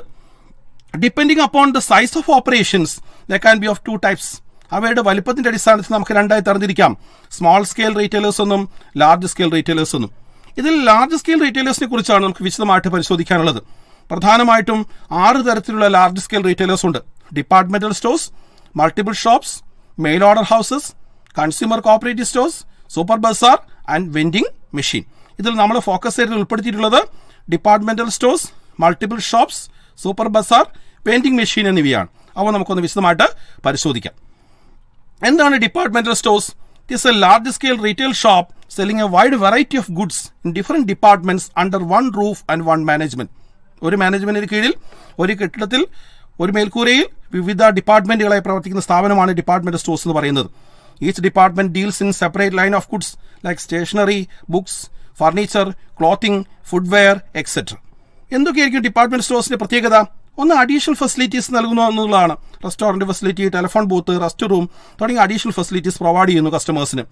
രണ്ടാമത്, usually located in central place of a big city. Large scale retail organisation ആണിത്. Generally formed as joint stock companies. മറ്റൊരു പ്രത്യേകത എലിമിനേഷൻ ഓഫ് മിഡിൽമെൻ ആണ്. They are making the purchases directly from the producers. Then centralised purchases and decentralised selling. ഇവ എന്താണ്? ഇതിന്റെ പ്രത്യേകതകൾ മനസ്സിലാക്കി വെക്കുക. Then multiple shops ആണ് രണ്ടാമത്തെ large scale retailers. It is a system of branch shops operated under a centralized management and dealing in similar line of goods. Branches of the shops are located throughout the nation under the same name and management, and they specialize on 1 or 2 lines of goods. 1 or 2 line of goods മാത്രം വിൽക്കുന്ന, ഒരേ തരത്തിൽ ഡിസൈനുള്ള, ലോകത്ത് മുഴുവൻ ബ്രാഞ്ചുകളുള്ള, ഏകദേശം ഒരേ വിലയിൽ വിൽക്കുന്ന, ഒരേ ഉൽപ്പന്നം മാത്രം വിൽക്കുന്ന സ്ഥാപനങ്ങളാണ് മൾട്ടിപ്പിൾ ഷോപ്പ് എന്ന് പറയുന്നത്. Multiple shops are organised by the manufacturers to eliminate middleman. Bata shoe കമ്പനിയുടെ ഷോപ്പുകൾ, ബോംബെ ഡെയിങ് ഷോറൂം, ബിഗ് ബസാർ, കാഫേ കോഫിയുടെ ഷോപ്പുകൾ, റേമൺസിന്റെ ഷോപ്പുകളൊക്കെ ഇതിന്റെ എക്സാമ്പിൾസ് ആണ്. ഇനി ഇതിന്റെ അഡ്വാൻറ്റേജസും അതോടൊപ്പം തന്നെ ഡിസഡ്വാൻറ്റേജസും കൂടി നിങ്ങൾ കൃത്യമായിട്ട് മനസ്സിലാക്കി വെക്കണം. മറ്റൊരു ലാർജ് സ്കെയിൽ റീറ്റെയിലർ ആണ് സൂപ്പർ ബസാർ അഥവാ super market. Large scale retail store selling A wide variety of consumer goods. ഒരു പക്ഷേ നമുക്ക് ഏറ്റവും പരിചിതമായിട്ടുള്ള ഒരു ബിസിനസ് രൂപമാണ് സൂപ്പർ ബസാർ അല്ലേ. The most distinctive feature is the absence of salesmen and shop assistants to help the customers in selecting the goods. Hence they are called as self-service stores. Super ബസാറിന് ഏറ്റവും പ്രധാനപ്പെട്ട പ്രത്യേകത എന്ന് പറയുന്നത് the various products are arranged in well-marked divisions or departments on open shelves. They are neatly packed and the weight, price, quality, etc. are marked on the packets. ഇവിടെ salesman ഉണ്ടാവില്ല അല്ലേ. ഓരോ ആളുകളും അവർക്ക് ഇഷ്ടമുള്ള സാധനം സ്വന്തമായിട്ട് സെലക്ട് ചെയ്യും. എന്തൊക്കെയായിരിക്കും പ്രത്യേകത? ഒന്ന്, വൈഡ് വെറൈറ്റി ഓഫ് പ്രോഡക്ട്സ് ആണ്. വൈവിധ്യമാർന്ന ഉൽപ്പന്നങ്ങൾ ഉണ്ടാവും. രണ്ടാമത്തത് മുമ്പ് സൂചിപ്പിച്ചതുപോലെ സെൽഫ് സർവീസ്, സെയിൽസ്മാൻ ഉണ്ടാവില്ല, സ്വന്തമായി തിരഞ്ഞെടുക്കാം. ദെൻ ലോ പ്രൈസ്, താരതമ്യേന വില കുറവായിരിക്കും, കാരണം ഓപ്പറേറ്റിംഗ് കോസ്റ്റ് അവിടെ കുറവായതുകൊണ്ട്. ദെൻ ഇടപാടുകളെല്ലാം ക്യാഷ് ബേസിസിലാണ്, ക്രെഡിറ്റ് ബേസിസ് ഇല്ല, അതുകൊണ്ട് തന്നെ എന്തുണ്ടാവില്ല, ബാഡ് ഡെപ്റ്റും ഉണ്ടാവില്ല. സെൻട്രലി ലൊക്കേറ്റഡ് ആണ്, generally located at the central place of A city. ഇപ്പോൾ സൂപ്പർ ബസാർ അതിന്റെ പ്രത്യേകതകളും ഓർക്കുക. ഇനി ലാർജ് സ്കെയിൽ റീറ്റെയിലേഴ്സിൽ പുതിയ കാലഘട്ടത്തിന് ഏറ്റവും പ്രധാനപ്പെട്ട ഒരു ബിസിനസ് രൂപമാണ് vending machines. These are coin-operated machines found very suitable in selling products like hot beverages, platform tickets, soft drinks, newspaper, etc. Automated teller machine is also a vending machine in banking business. Vending machine എന്ന് പറയുന്നത് പുതിയ കാലഘട്ടത്തിന്റെ സംഭാവനയാണ്. നമുക്ക് നേരിട്ട് ചോദിച്ചു വാങ്ങാൻ പ്രയാസമുള്ള ഐറ്റംസോ അല്ലെങ്കിൽ നമുക്ക് എളുപ്പത്തിൽ വാങ്ങാനുള്ള ഐറ്റംസോ ആയിട്ടുള്ള പാക്കഡ് ആയിട്ടുള്ള ചില സാധനങ്ങളൊക്കെ കോയിൻ ഓപ്പറേറ്റഡ് ആയിട്ടുള്ള ഒരു മെഷീൻ്റെ സംവിധാനത്തിൽ കൂടി നമുക്ക് തരുന്ന സംവിധാനമാണ് വെൻഡിങ് മെഷീൻസ് പറയുന്നത്. അടുത്ത കാലത്തായിട്ട് റെയിൽവേ സ്റ്റേഷനുകളിൽ വെള്ളമൊക്കെ ഇങ്ങനെ ബോട്ടിൽ നമുക്ക് കോയിൻ ഓപ്പറേറ്റ് ചെയ്തെടുക്കാനുള്ള സംവിധാനവും വന്നിട്ടുണ്ട്. നമുക്ക് ഏറ്റവും പരിചിതമായിട്ടുള്ള ഓട്ടോമേറ്റഡ് ടെല്ലർ മെഷീൻ അല്ലെങ്കിൽ ATM മെഷീനുകൾ ഇതിനൊരു മറ്റൊരു എക്സാമ്പിളാണ്. ഇതുമായി ബന്ധിപ്പിച്ചുകൊണ്ട് സ്യൂട്ടബിൾ ആയിട്ടുള്ള പ്രോഡക്ട്സ് ഏതാണെന്നൊക്കെ എക്സാമിനേഷൻ ഒരു പക്ഷേ ചോദിക്കാവുന്നതാണ്. ഈ പാഠഭാഗത്തിന് ചോദിക്കാൻ സാധ്യതയുള്ള ചോദ്യങ്ങൾ എന്ന് പറയുന്നത് departmental stores and its features, multiple shops, merits and limitations, supermarket features, അതേപോലെ product suitable for vending machines. അപ്പോൾ നമ്മൾ ഫോക്കസ്ഡ് ഏരിയ ബന്ധിപ്പിച്ചുകൊണ്ടുള്ള 8 യൂണിറ്റുകളും ചർച്ച ചെയ്ത് കഴിഞ്ഞു. ഇനി നമുക്ക് അൺഫോക്കസ്ഡ് ആയിട്ടുള്ള 3 യൂണിറ്റുകൾ കൂടിയുണ്ട് അല്ലേ. Private, public and global enterprises, small business and entrepreneurship, അതോടൊപ്പം തന്നെ ലാസ്റ്റ് യൂണിറ്റ് ആയിട്ടുള്ള ഇന്റർനാഷണൽ ബിസിനസ്.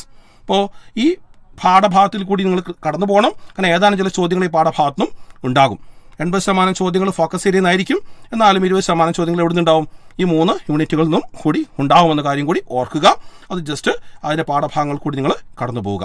അപ്പോൾ എല്ലാവർക്കും ഏറ്റവും മികച്ച പരീക്ഷാ വിജയവും ജീവിത വിജയവും ആശംസിക്കുന്നു. ഈ ക്ലാസ് നിങ്ങൾക്ക് ഉപകാരപ്രദമായി എന്ന് വിചാരിക്കുന്നു. എല്ലാവർക്കും നന്ദി, നമസ്കാരം. ഇപ്പോൾ നിങ്ങൾ കേട്ടത് ഫോക്കസ് ഏരിയ അധികരിച്ചുള്ള കൈറ്റ് വിക്ടേഴ്സ് തയ്യാറാക്കിയ ഫസ്റ്റ് ബെൽ ഓഡിയോ ക്ലാസ്.